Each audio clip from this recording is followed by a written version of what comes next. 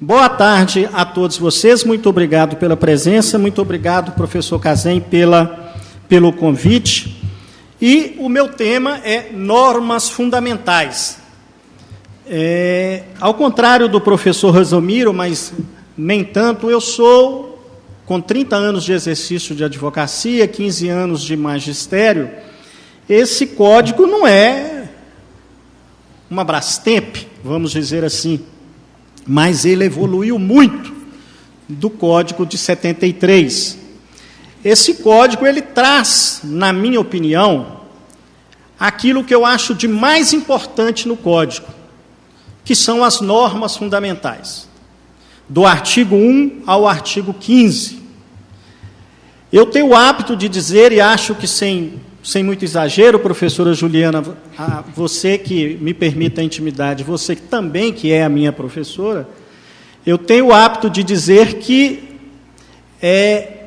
as normas fundamentais têm para o CPC a mesma importância que o artigo 5º da Constituição Federal tem para os direitos fundamentais. Eu costumo compará-los. Por quê? É como disse o professor Bernardo, que nos abrilhantou aqui minutos antes. Nós não estamos diante de um ordenamento jurídico processual remendado. Nós estamos diante de um Código de Processo Civil um pouco mais estruturado, onde você não precisa mais ir e voltar, e nessa ida e vinda se perder. Ele está melhor sistematizado. E as normas fundamentais abrem esse novo sistema processual, trazendo para dentro desse novo CPC, que já não é tão novo assim, uma filosofia diferente, uma ideologia muito melhor do que a de 73, até porque não poderia deixar de ser de outra forma, porque o CPC de 73 foi feito na ditadura militar. E o CPC de 2015, já no Estado Democrático de Direito, como diz o professor Rosemiro Pereira, ainda que não tenha alcançado aquilo que o professor Rosemiro espera, com razão. Com razão, diga-se antemão. Mas é que nós estamos diante de um mundo, e eu sei que o professor detesta essa expressão, mas ela é corriqueira, nós estamos diante de um mundo complexo, vamos dizer assim. Nós estamos diante do mundo, como diz o professor Francisco, ele quer pressa. Nós estamos no mundo da internet. Mas as normas fundamentais, na minha opinião, vieram colocar um freio a essa bagunça, um contrapeso, vamos dizer assim. Por quê? Porque se vocês quiserem, e eu já concluí assim, se me permitem, se alguém quiser advogar bem, judicar bem, ser promotor, ser professor, ou seja, no mundo jurídico, quem quiser compreender esse código, tem que entender primeiro quais são suas normas fundamentais. São nelas que estão as linhas mestras do novo CPC. Por isso que eu as comparo ao artigo 5º da Constituição Federal. Por exemplo, no CPC de 73, aquele contraditório que era feito para inglês ver, vista ao autor, vista ao réu, depois concluso, anos depois, vem uma sentença que não tem absolutamente nada a ver com o que as partes discutiram. Ou seja, o contraditório não foi eficaz. Ele foi um contraditório para que as partes pudessem simplesmente se manifestar. Mas o que elas alegaram ou o que elas provaram, não foi levado em consideração na hora de decidir. Esse CPC de 2015, ele está tentando acabar, e eu digo para vocês que, se nós, advogados, se nós, professores, se nós não fizermos a nossa parte, ele não vai vingar. Por quê? Porque já existem decisões do STJ dizendo, confirmando aquilo que o professor Bernardo dissertou aqui de cor, que é o juiz não precisa atentar para todos os fatos ou todas as argumentações das partes, se ele já compreendeu e já pode decidir por si só. É mais ou menos isso. O professor Bernardo tem memória melhor do que eu.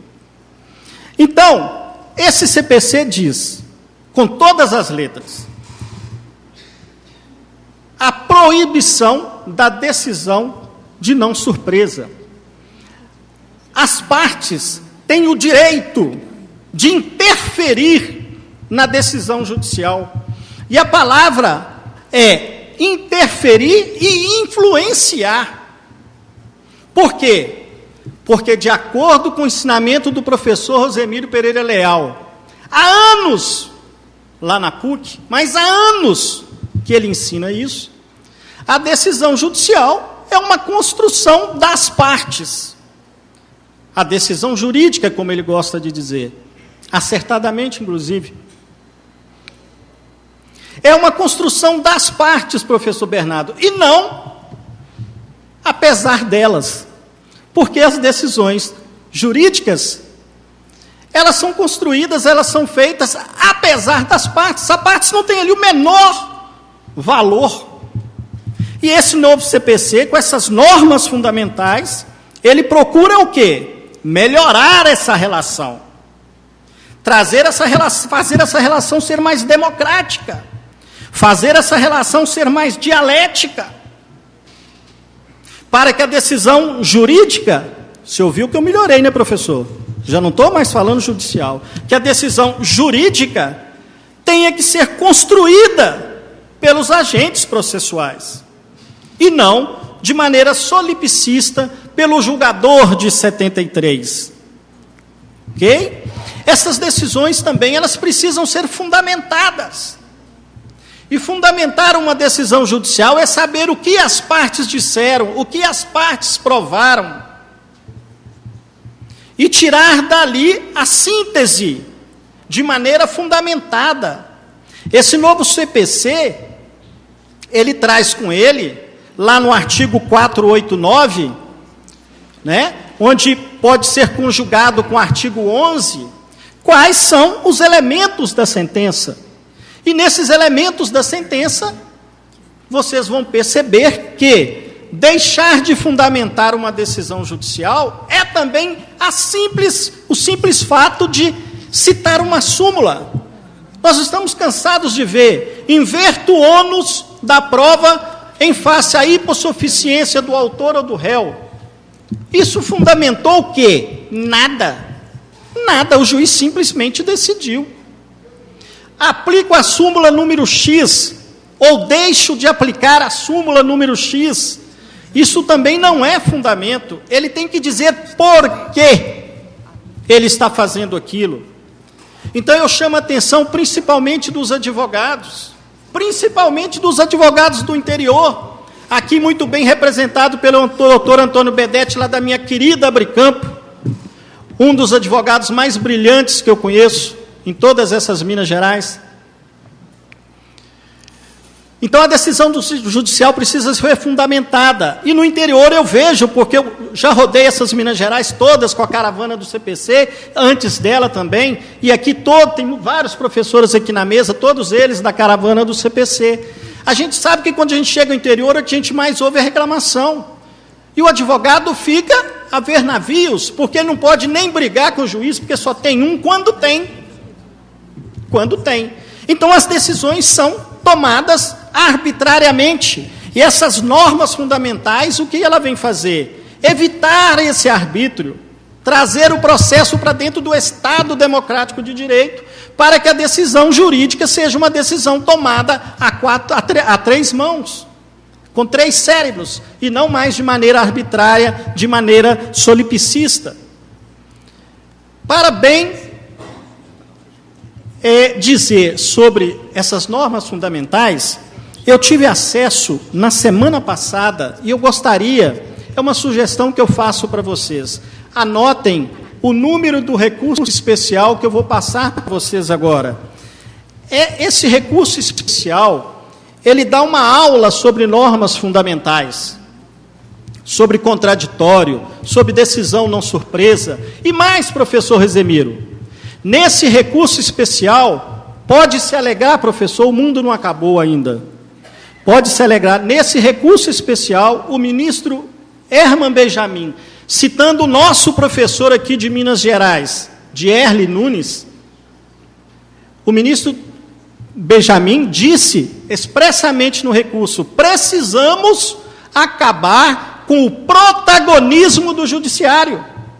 Está escrito, está dito de maneira expressa. Esse recurso, na minha opinião, pode ser um divisor de águas lá no STJ e para o judiciário brasileiro. É o recurso especial 1676027, repetindo, 1676027, ministro Herman Benjamin, para nossa alegria, citando, entre outros, o nosso processualista, professor de Erli Nunes. Eu espero não ter tomado a atenção de vocês em vão. Muito obrigado pela atenção.